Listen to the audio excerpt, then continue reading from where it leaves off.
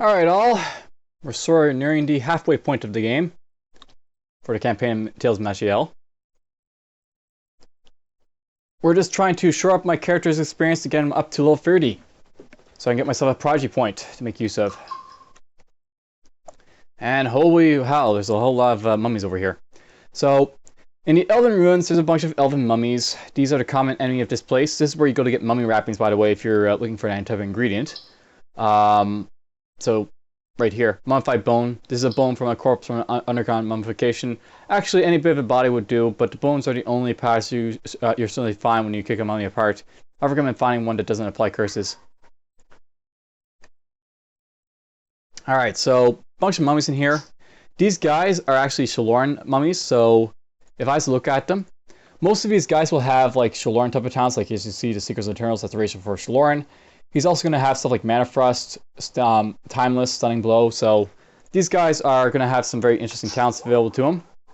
And I think one of these guys apparently teleported there. So this guy used Rune Controlled Phase Door, another guy used Seekers and Eternals. We're going to use Shout Up here, I think, kill you. By the way, there's also skeletons that, will be in here and other stuff they have to deal with. Confused, stunned, off balance, all that other stuff. God damn it, he keeps stuck. Alright, well, this guy's gonna be kind of annoying. And he stunned me. Alright, I took off the Toker of Dread, apparently. But first still am it for, back on, when I was trying to get by the Zigger Patrol. Okay, we managed to kill him without much issue there, I guess, but let's actually put this back on so I don't have to worry about damn blindness again. That's kind of annoying. As you can see, blindness can be kind of annoying when you don't have an immunity for it.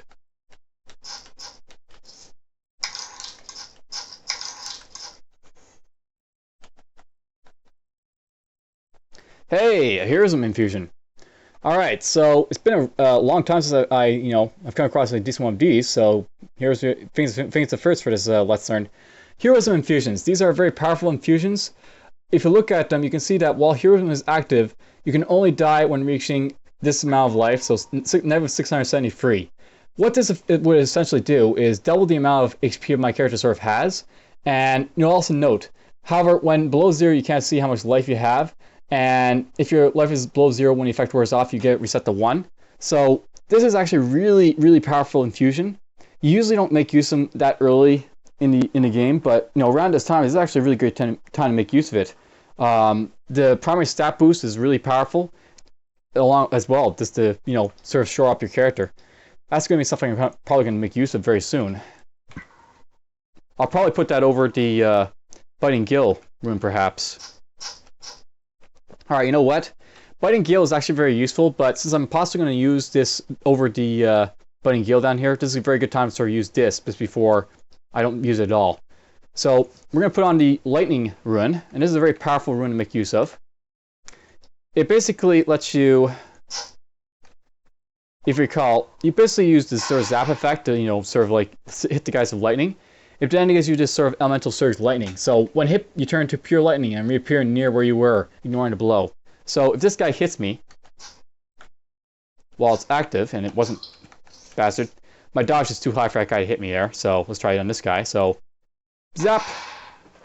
So I have this active for 3 turns. If this guy tries to hit me, and here's too inaccurate to hit me. And we got ourselves one of these guys. That'll be fun. But whatever, let's just throw a rock at them.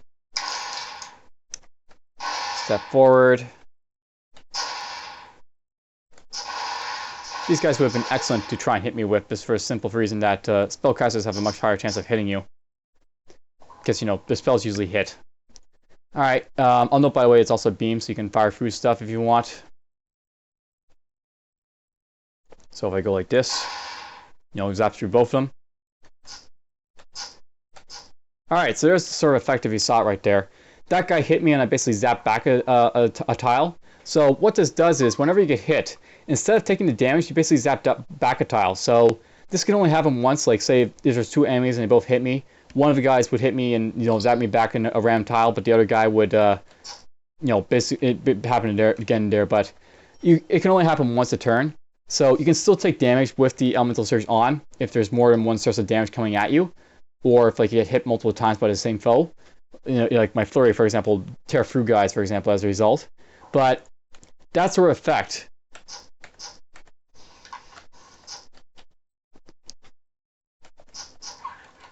it only sort of happens when guys hit you. And now this guy's basically got it on him, so Elemental Surge lightning on him. If I do it to him, and notice that basically he shifted, and I shifted, so we all shift. Hooray! He shifted. All that.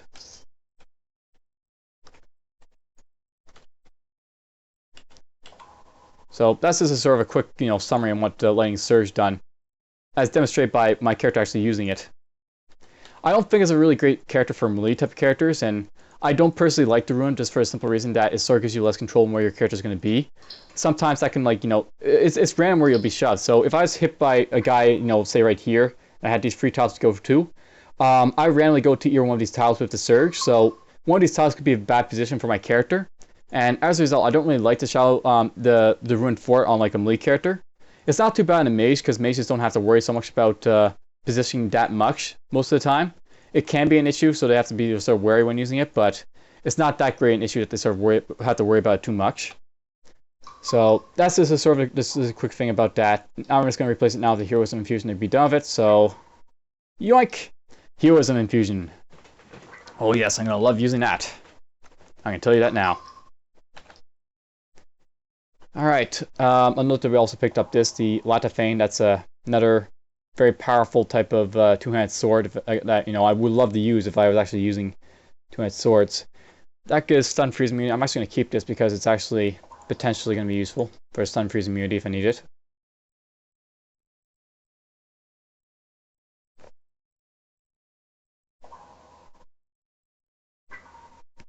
Alright, that's all crap to me. So, we're in the Elven Ruins here. I want to note that this is a very quick dungeon. I'll note that the levels, the first 2 are actually very quick, but the third is a little bit longer. So, when coming through here... bastard teleported. When coming through here, the first 2 levels are going to be very quick, and then you'll get to the third levels, will be a little bit longer. And you have Phantasmal Shield on. So we're just going to dirty fight him, and just, you know, run him down normally.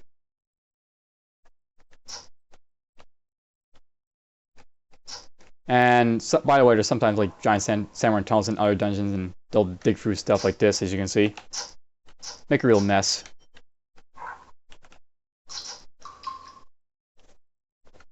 Okay, there's another chest. And it popped out a rare. And hold damn, has he got a damn lot of crap on him. Okay, so this guy, he's got Precision, Insidious Poison, Numbing Poison. He's got Backstab, Bloodbath, Setup. This guy's a Marauder, I think. Because he has Poison type of talents. He's also got Vitality. He's also got... well, he doesn't really... Yeah, there it is. Skullcracker. So he basically has Marauder type of talents. This guy's a Marauder.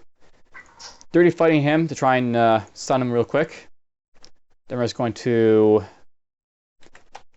Dual Strike him to stun him a little bit more. Note at this point how fast things are dying. As a Shadow Blade, I'm going to get a very big damage increase as the game progresses. So early on, I was sort of having a little bit of trouble, like sort of damaging stuff, kind of. But now that my damage is getting a little bit higher, I want to note something about the Shadow Blade. This character generally gets the highest damage output of most of the classes in game. Only perhaps beaten out by the Rogue or the Arcane Blade. And in the Arcane Blade's instance, that's only because they can really DPS several targets at once and have magical effects to sort of, you know, bypass other, you know, effects.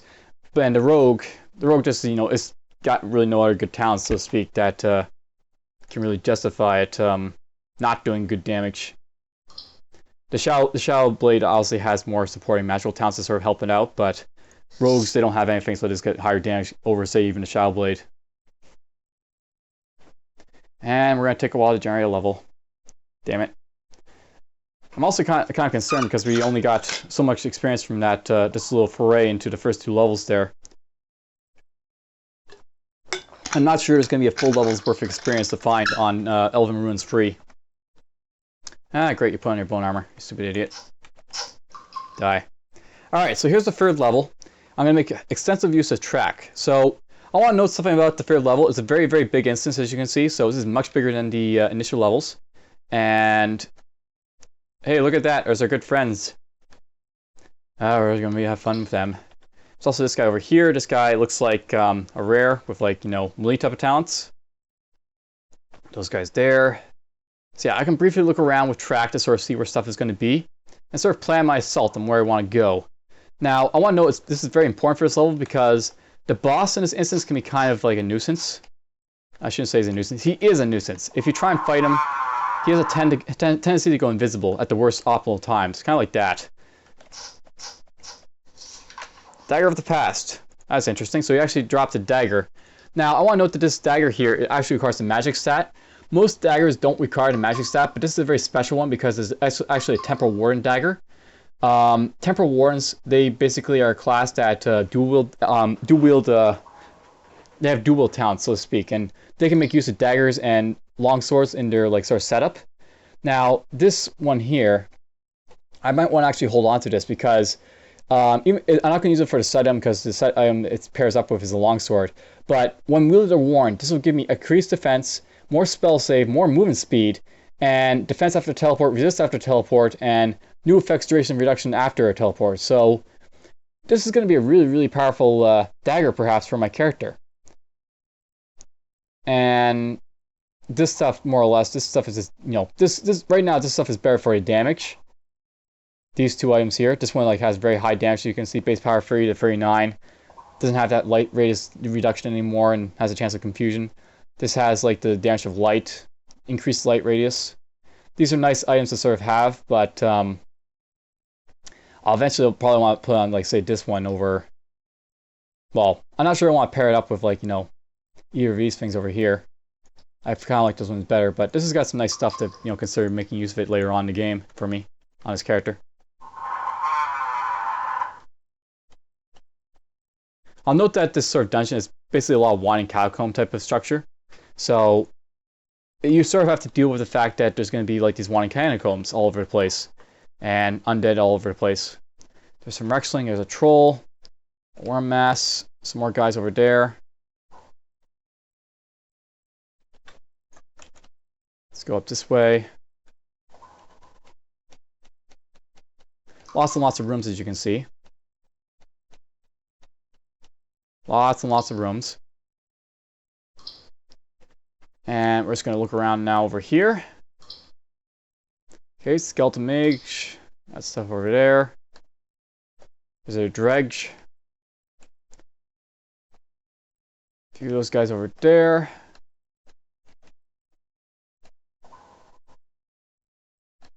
It's taking me a while to find this, the boss.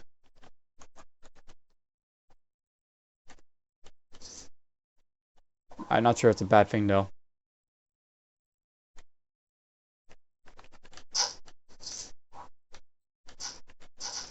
The boss is actually, as I said, not friendly, so not finding him as a potentially a good thing.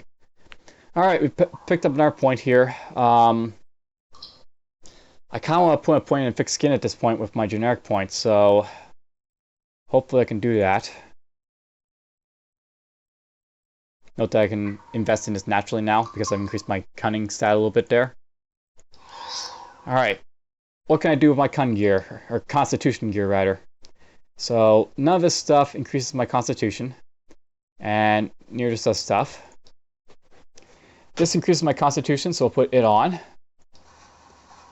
So does this. Cinder Feet. You were nice to sort of show off, but am I really going to keep you, I wonder? No. I'm not going to make use of that at any given time after this point. I can tell you guys all that now. Gargoyle's Helm gives 5 constitution, so that's going to be worth, you know, keeping on for that benefit. Choker of the Dread, you can be replaced with that. Let's see how high I can get my constitution, so to speak. Cunning. Near reveals their constitution, so wield you. And wield you. So those are both done. I could strength, not what I need. Alright, so let's look and see what type of constitution stat I have. 34. So not only will I be able to get a point in here and fix skin for now, I also have enough constitution gear to buff this all the way up to pick up a second point later on as well. That's kind of cool. So this talent here, fix skin, this gives you increased resistance to all damage, so it's, again, all resistance. And if I basically look at my all resistance now, I now have basically 10. That's basically 6 of the all resistance is coming from this right here, I think so, or 6.5. And then I'm going to get an additional 4 from this. So I've actually got 10.5 all resistance now. And, you know, as I increase this will increase it a little bit further. Okay, so I just put on our gear, just, you know, temporarily so I can put it, you know, I put it on so I can temporarily make use of, you know, the stuff. Now I'm just going to, you know, put all this other stuff back on to use, because I plan to use all this other stuff for now. I should probably tell you about this now before I forget, but this monstrous hardened leather belt, it actually has something called size category +1. Size category actually increases your character's size. So right now my size is big. So let's look at size here. Size basically doesn't really have a big effect on your character, but it does affect a few talents. So if I go to prodigies, for example, one of the talents in the prodigies over here, you shall be my weapon. Be size category big or larger, so I have to actually have to be big or larger to get this prodigy.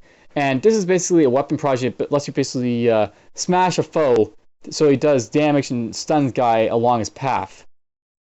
It's actually a really interesting sort of, you know, talent to make use of.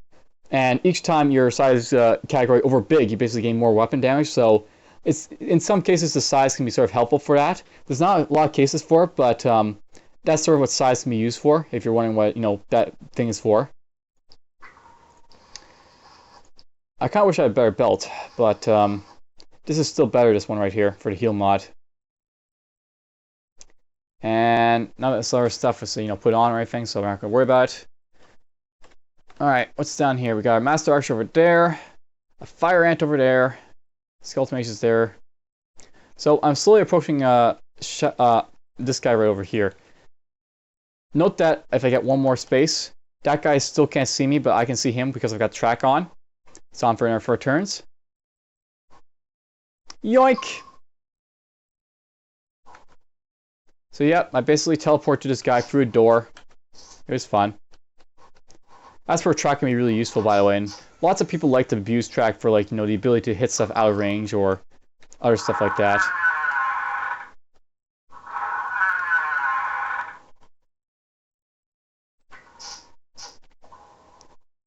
We're gonna go down this way for a little bit. This looks like the edge of the map over here, so because I didn't see the boss over here, we're just gonna explore over here to get rid of this stuff. Oh. I don't think we've actually seen this guy yet. So here's one of the elite demons. Demons are not really that threatening usually, but this guy here is like a spellcaster type of demon. The way to deal with him is basically to knock off his bone shards. He doesn't really have a whole lot of health. If you look at his life, he's only got, like, you know, less than 500. But this guy, he has a whole lot of, like, spell talent, you know, talents for use, so you want to basically deal with him very quickly when he basically pops up. Kill that guy.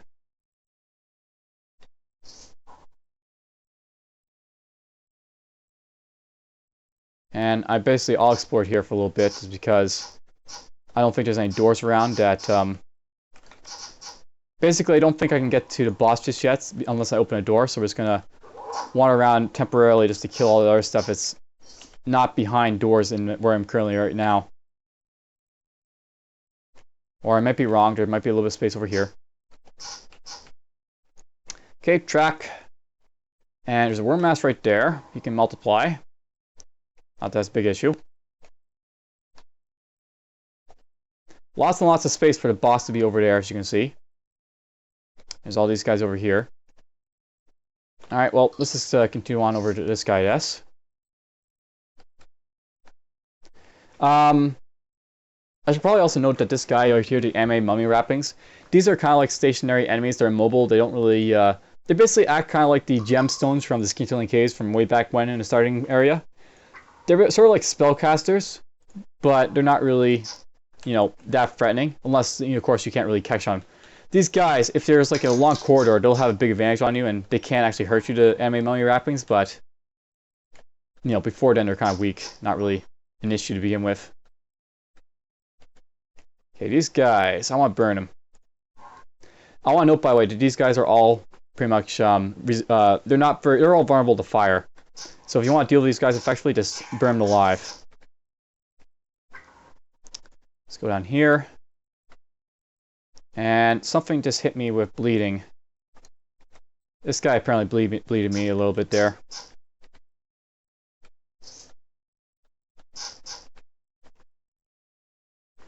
Okay, track. There's that bear over there. And I see a purple dot. I see a purple dot. Oh, it's that guy. Is this going to the skeletal mold? Never mind. False alarm.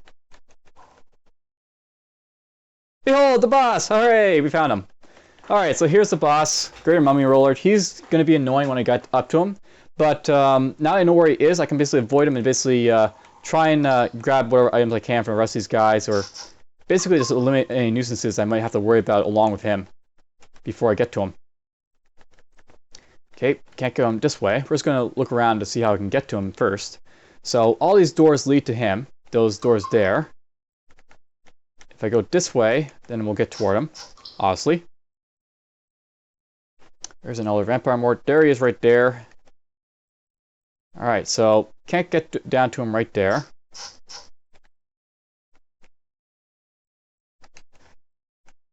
Alright, that looks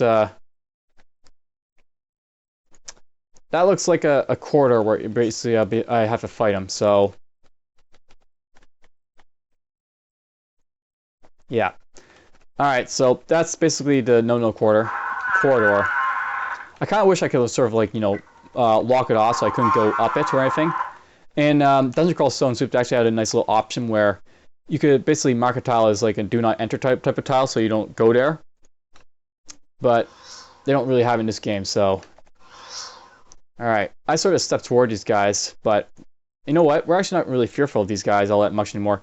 Luminescent Horrors, they're very powerful early on, kind of like the Bone Giant thing. But as you sort of progress on, these guys, they get weaker, so to speak. Ow. Ow. As you can see, I'm sort of mopping through these guys. Because they're not able to really do as much damage to me. Their damage on their talents doesn't scale a whole lot, so they initially do a lot of damage, but they don't do a whole lot of damage outside of like the initial bit that they get early on. Okay, we're gonna go in this sort of area for now.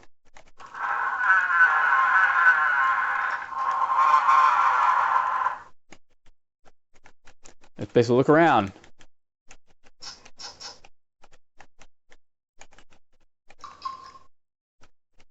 There's that dredge. Hello, dredge. Bye-bye, dredge. Okay, sandworm, that guy there. Multi-hued drake. Awesome. Multi-hued drakes. I don't think you've seen one yet, but here's a multi-hued drake. He's very special. He's kind of like the other drakes that I basically fought, but unlike the other drakes, he has access to all their breath attacks. He can use acid breath. He can use fire breath. He can use ice breath. He can use lightning breath. He can use poison breath. And he can use sand breath. This guy uses all the damn breaths. He is the master dragon. That guy is actually so powerful he makes most of the worm enemies look weak. It's kind of sad, really. He's kind of overpowered. I actually kind of wish they'd fix him so he'd be a little bit weaker. Because right now he is stronger than the other Drake. You know, multi-hues are like way overpowered compared to their vanilla cousins, so to speak. And even the worms, like a multi-hue Drake is more powerful than a fire worm or an ice worm or anything like that. And it sort of feels wrong. Note that because I basically attacked this guy, or he saw me, this guy sort of was like, must kill. And there goes his breath attacks. So we're just going to rush this guy. As you can see, he's just going to breath attack me a few times there. Alright, now, Much like the old maze, there's an exit portal.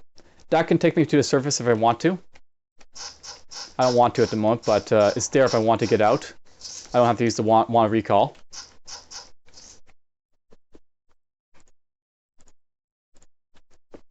Yep, so manually exploring, you won't see me doing this a whole lot, but this is one of the few times where manually exploring is kind of better than all exploring. Just for a simple reason, I can wander around and make sure I don't attack that boss. And I can kill the fleshy, minions of his dungeon, so to speak.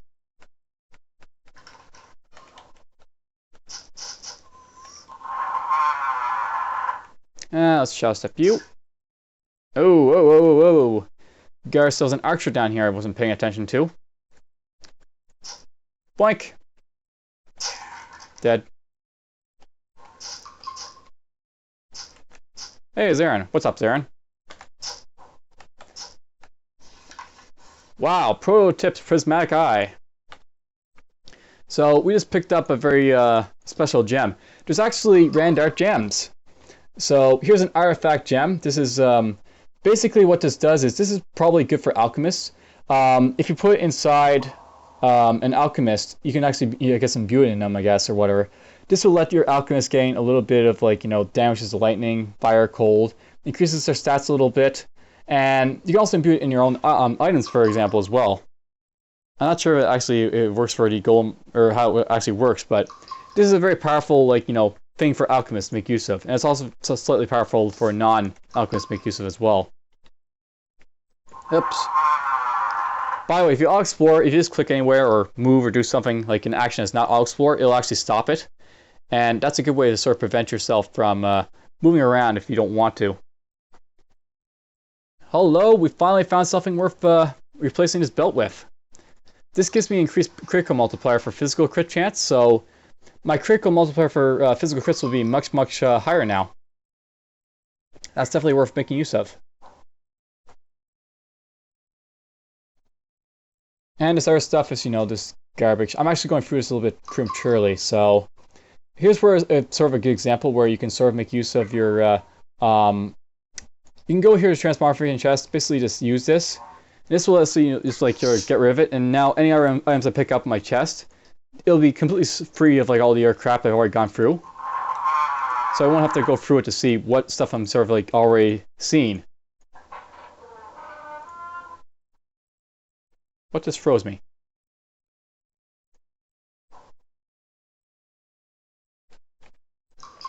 Alright, it looks like we found a good situation where this guy can be kind of annoying, the anime mummy wrappings. So these guys generally aren't that fearsome because, they're stationary and they can't really harm you. However, if they catch you in a situation where, kind of like this guy is able to sort of, hit me down a hallway for a long, long time, this guy has fairly good range.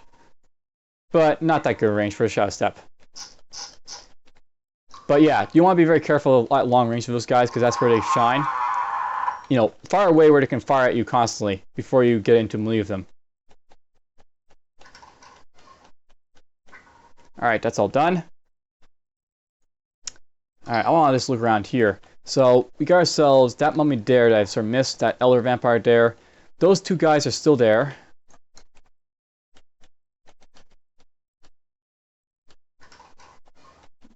I might be away to the elder, or the guy I'm trying to avoid, the boss. So let's not go that way.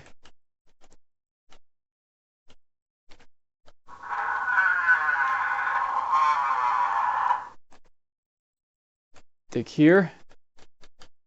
Yeah, you can dig through these places sometimes if you need to. That worked out well. And we'll move over to here. Alright, so those guys are there. These guys are all the way down here. Yeah, we're slowly thinning out the herd, so to speak. Something to know about this. If you actually kill all the other enemies on the level besides the boss, and you're, have a teleport rune active or a teleport talent, the thing about it is that with all the clearing, I'll be able to use this with impunity. There won't be any other enemies that sort of on the map to sort of deal with me, so I can use a teleport to get out of harm's way very easily if I need to. It's a very powerful talent for that sort of a thing. And I'm actually gonna just do this now because I have it. Switch place is sort of worthwhile enough that I want to make sure it's on my initial bar. Why is this over here? Blur sight, you have to get over here. But we want this right here. Switch place to let me sort of get back into position to sort of avoid getting tramped by stuff if I don't want to. Alright, I don't want to go down this way.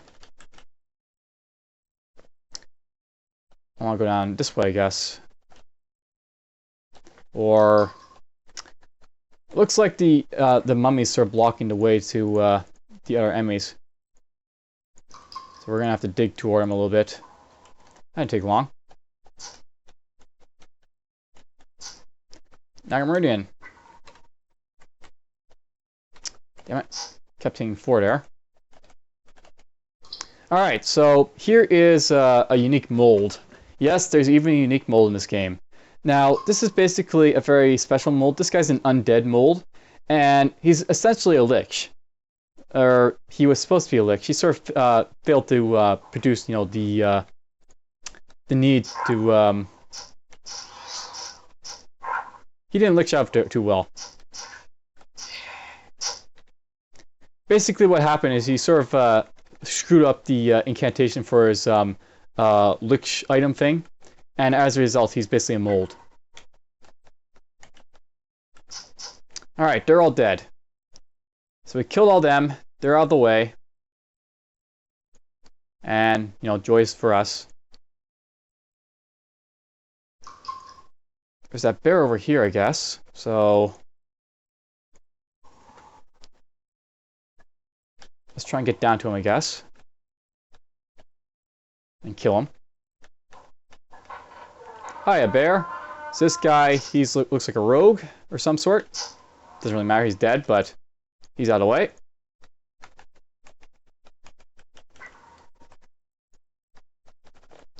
And let's go through here. Oops. By the way, sometimes there's undiggable terrain here. You have to sort of make sure you're hitting the diggable stuff. So you sort of dig through it. And go here. Wow, that guy tried to pummel me. Bastard.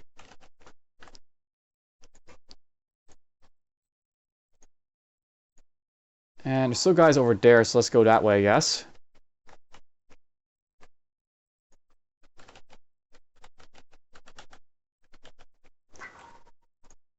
Yeah, the catacombs aren't completely sort of connected to each other here in this sort of ruin. As a result, I sort of have to dig around for some of the stuff. Luckily, I have track, which helps a lot with finding like where all the niche areas are. Lets me get to them very easily. By the way, you should be very careful when you're moving around with the mouse keys like this. I haven't really, run into a bad instance of it, but you can very easily kill yourself by running around with mouse keys just because there's no real warning that you're about to get attacked by a whole lot of damaging from a guy or anything like that.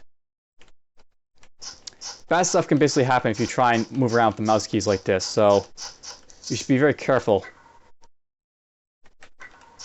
when you do. Or else you could lead yourself to a very quick death, accidentally. Okay, there's an orc assassin up there that I've yet to miss, or hit. And there he is. We're just going to yoink. Hey, look at that. He's hidden. Not anymore. Alright. I do believe at this point we kill enough that we can go after the boss. Let's go after him. Okay, so he is, coming to already. We're gonna let this first minion get to us first. And there's the boss. Note that he can push this guy aside, so I kind of want to deal with this guy quickly before I have to deal with both of them. So we're just going to activate Heroism prematurely. Heroism will give me a boost in my stat score, so now I'll have a bigger boost in... Basically, if you look at my stats, I have a boost to Dexterity, Magic, and Cunning over my initial score. So I actually have 90 Dexterity, 56 Magic, and 67 Cunning stat at the moment. Which means my damage is almost up to 100. I'm very, very damaging. And you know what? We're actually going to shadow step this guy. So, boom. We dazed him there. We're just going to do a big sweep. And then we'll do a whirlwind. And this guy's apparently not yet dead. So, that's a bit of an issue, but we can burn him. A little bit of damage there. So yeah, because I got heroism on, I'm not really too worried about my HP going a bit low. I'll basically activate this right now, but we're basically just going to wreck this guy. And that actually went a whole lot better than I expected it to get to. Sometimes you'll get like a bad instance of him where he can like, freeze you and do a whole lot of other crap, but my damage is actually getting so high at this point that it's not really a big issue. I can basically run him through before he really is an issue. Alright, that's basically it for the Elven Ruins. We've gone through it. And none of this stuff really interests me. I can't use the shields or the weapons or anything else. We're just I'll explore to basically clear off the rest of this place. There's a lot of unopened doors.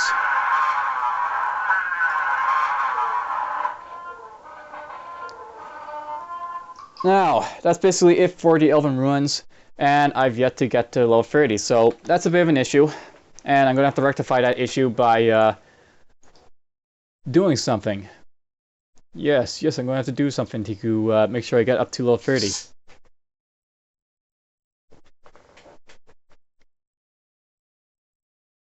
Alright. Where is he? Right there.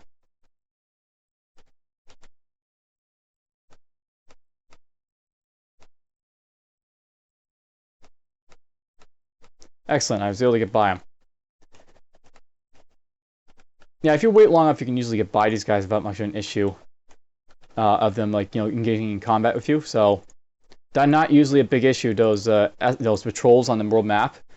But you have to sort of be careful of them, nonetheless. I'll note, by the way, if I want to, I can make Maris of Elvia's Elixir of Mysticism, but we're going to hold off until I get this Failing Fang. I perhaps will have to wait until I actually get over to the second part of the campaign, but we'll get that probably much before the Rickstinger up here. Alright, next time we're going to go to the Shelter Fortress here. I want to note that I basically have 218 energy stored here. We are going to make use of the exploratory fire portal in the next episode to get up to level 30. So prepare yourself. See you guys next time.